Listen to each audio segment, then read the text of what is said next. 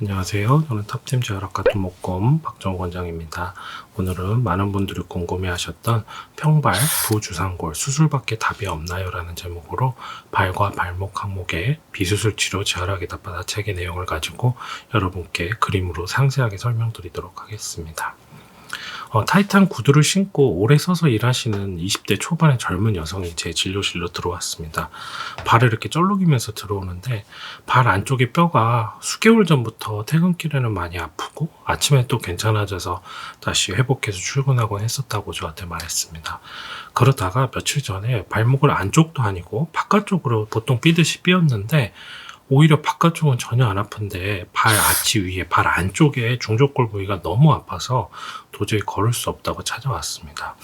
다른 병원에서 사진도 찍어보고 약도 복용해보고 물리치료도 해보고 몸 마사지도 해보고 별걸 다 했지만 계속해서 호전과 악화가 반복되었죠.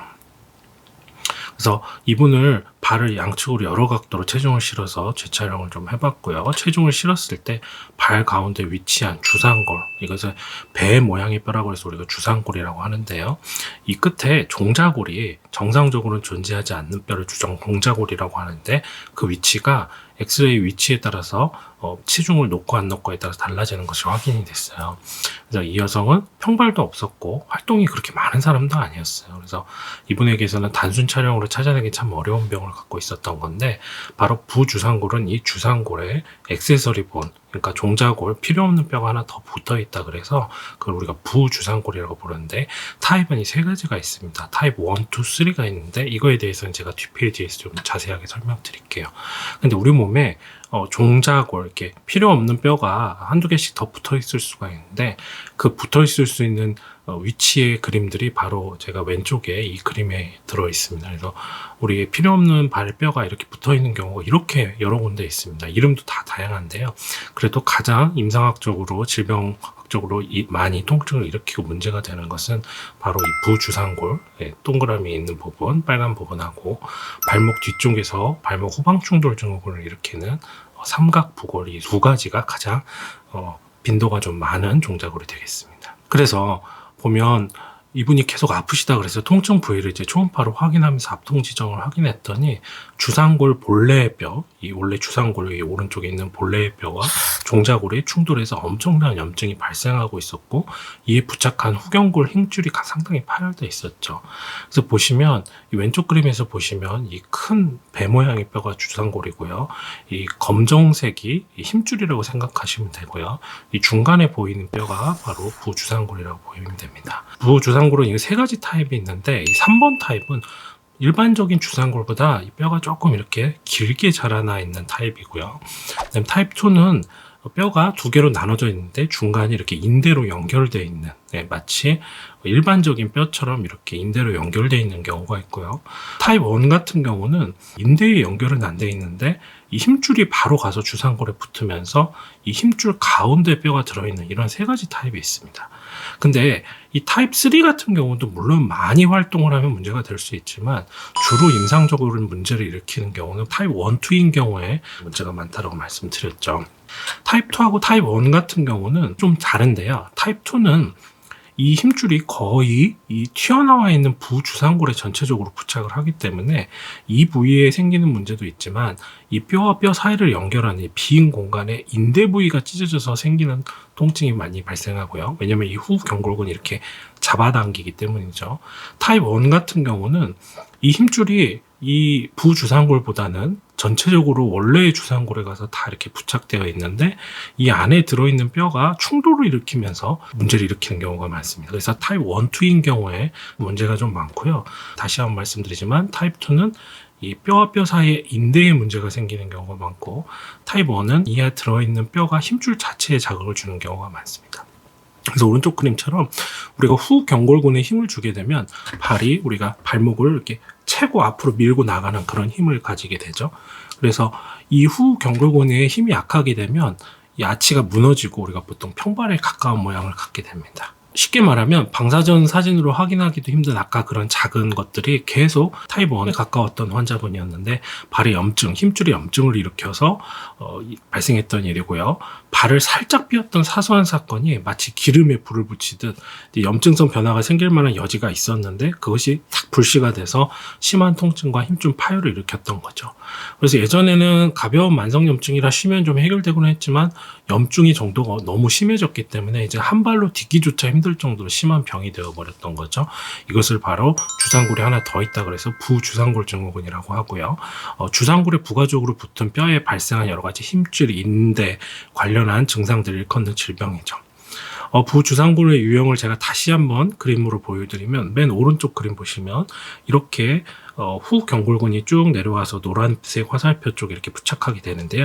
이 후경골근이 뒤로 처지면서 우리가 바닥을 밀고 가고 아치를 유지하는 그런 힘을 갖게 되는데 정상은 이렇게 부주상골이 없는 것이 정상이고 그다음에 타입 3 같이 이렇게 좀 길게 자란 격이 있고 타입 2처럼 인대로 접합되어 있는 경우, 타입 1처럼 떨어져 있는데 힘줄 사이에 존재하는 경우 이렇게 존재가 되고요.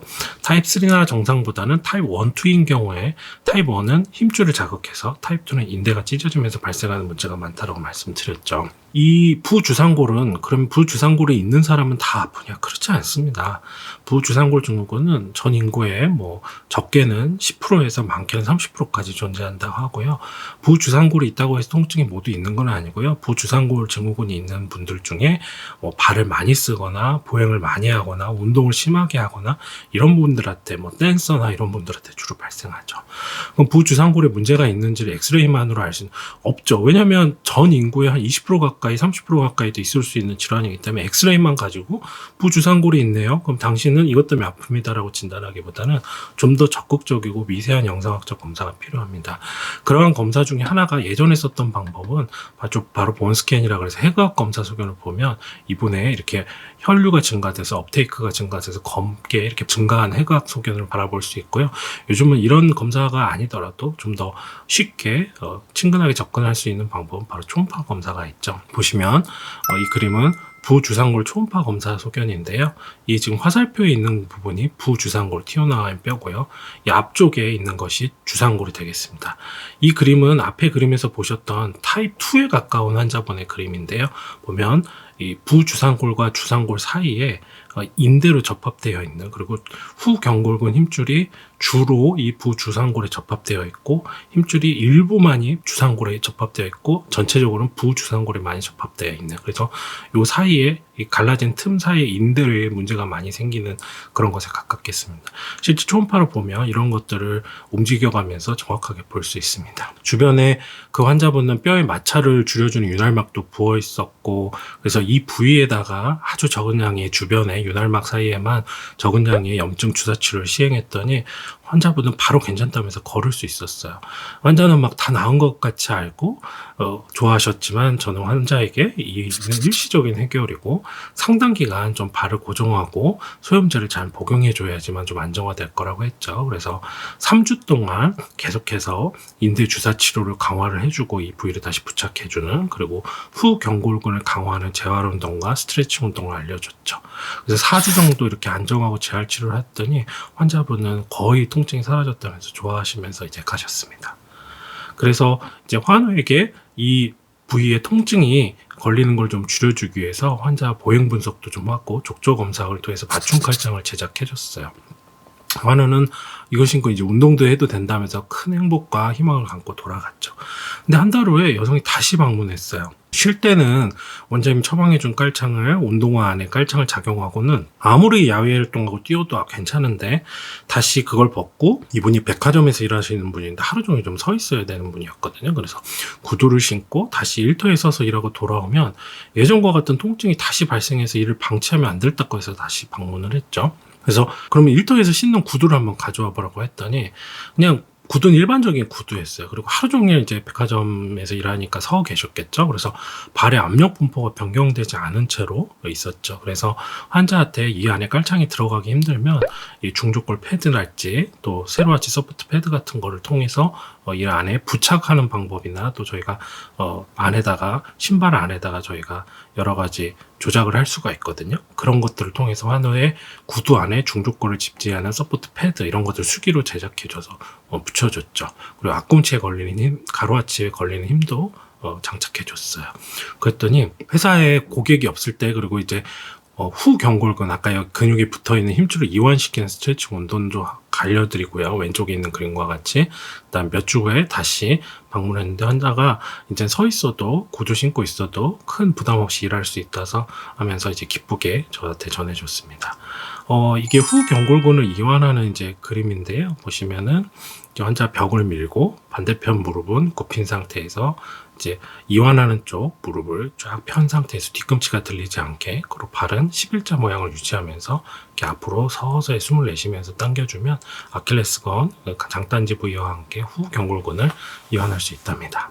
이렇듯 발을 치료하는 일은 이제 여러 가지 질환과 변수, 생활 습관 여러 가지를 우리가 고민해야 되죠. 그래서 환자분들한테 이거 주사나 약 먹어도 소용없습니다. 결국은 생활 습관이 바뀌어야 되고 이런 깔창을 하셔서 그 압력의 배분을 바꿔주지 않으면 다시 또 아프십니다라고 말하면 어떤 환자분들은 이거 깔창 팔려고 하네 그렇게 불신을 드러내는 분들도 분명히 있죠.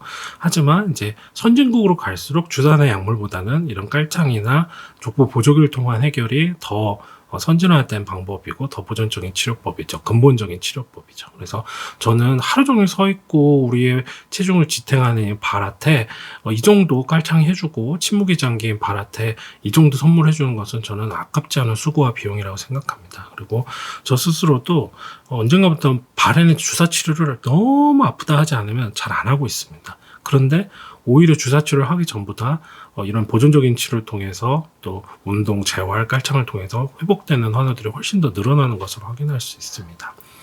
부주상골 증후군은 이제 발에 통증이 있다 해서 다 부주상골은 아니고요. 거기에 뭐 괴사도 있고 종양도 있고 신경도 있고 여러 가지 본인의 생활 습관도 있고 고민해야 될 게 많아요. 이거는 이제 사실 일일이 이런 걸 진단하고 생각하는 건 의사들의 영역이죠. 그래서 이 글을 통해서 발 진단이 이렇게 쉽지 않고 그다음에 이런 특수성이 있으며 이런 것들을 고려해야 된다라고 제가 예를 든 것뿐입니다. 또 단순하게 그냥 약 먹고 주사 맞고 쉬면 되지 이런 게 아니라 더 깊은 고뇌를 하고 이런 재발을 막기 위해서 여러 가지 방법들을 동원해야 된다는 것 이런 것들을 좀 기억하시고 바로 이런 것들이 환우들이 족부를 다루는 의사들에게 조금 더 열린 생각이나 의심 어린 생각을 좀 벗어 던지고 다가와 주길 진심으로 바랍니다. 가끔 이렇게 깔창을 하고 약물 치료를 했는데도 보존적 치료에도 통증이 지속되는 경우에는 보통 이런 게 한 6개월 이상 지속되는 경우에 수술을 고려하는데요. 그리고 아주 액티브한 젊은 분이나 뭐 운동을 주로 하는 분들한테는 수술을 고려해서 부주상골을 절제하거나 이제 힘줄을 부착하는 수술을 고려하기도 하는데요. 저는 그런 치료 전에 그러면 후 경골근을 좀 이완해주는 거기에 너무 타이트니스가 있어서 너무 잡아당기기 때문에 후 경골근만 선택적으로 저희가 초음파를 보고 정확하게 그 근육과 힘을 좀 빼줄 수가 있거든요. 그래서 보톡스를 후 경골근에만 해가지고 먼저 치료해보자고 합니다. 그러면 실제로 수술이 필요했던 환자군의 한 절반 정도는 이 보톡스 치료 후 스트레칭 이완 운동을 통해서만으로도 굉장히 좋아지고요. 최악의 경우에 수술을 하는 분들도 이게 뭐 뼈만 빼면 금방 좋아지겠지 생각할지 모르겠지만 이게 아까 보셨듯이 힘줄하고 뼈 두 가지가 있거든요. 그래서 뼈를 먼저 제거하고요. 나중에 또 힘줄을 이식을 해야 되거든요. 그래서 두 번의 수술을 하는 경우가 대부분 많고요. 그리고 수술하고도 굉장히 큰 통증을 느끼고 완전히 회복하는 데 6개월 가까이 걸린다고 되어 있습니다. 그래서 수술도 만만치가 않은 작업이라는 것들을 아시고 최대한 보존적인 치료 방법을 사용해 보시고 수술을 어떤 얘기를 들었다면 먼저 보톡스 치료를 한번 해보시길 권하고 그래도 안 되는 경우에는 최후의 수술적 치료를 고민해 보시는 게 좋을 것 같습니다. 오늘은 여기까지 무릎과 발악목의 발 안쪽의 복병, 부주상골 증후군의 치료와 진단에 대해 설명드렸고요. 다음 시간에는 이제 발목 인대, 우리가 잘 많이 삐죠. 발목 인대는 우리가 늘어난다고 알고 있는 것인데 늘어나는 것이 아니라 파열되는 것이라는 점을 다시 한번 자세히 설명드리도록 하겠습니다. 자, 이상입니다. 감사합니다.